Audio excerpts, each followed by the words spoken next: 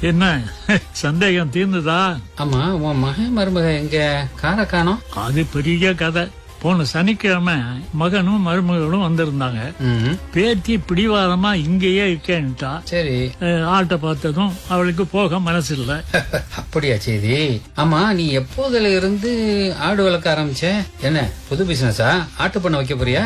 அது ஒண்ணும் இல்லம்மா, ஹஜ்ஜி பெருநாள் வருது இல்ல, அதான் இந்த வருஷமாவது நாமளே ஆட்டை வாங்கி கொஞ்ச நாள் வளர்த்து அதுக்கப்புறம் குர்பான் கொடுக்கலாம்னு வாங்கி வச்சேன். அது சரி, எல்லாரும் மஸ்ஜித்ல தானே குர்பான் கொடுப்பாங்க.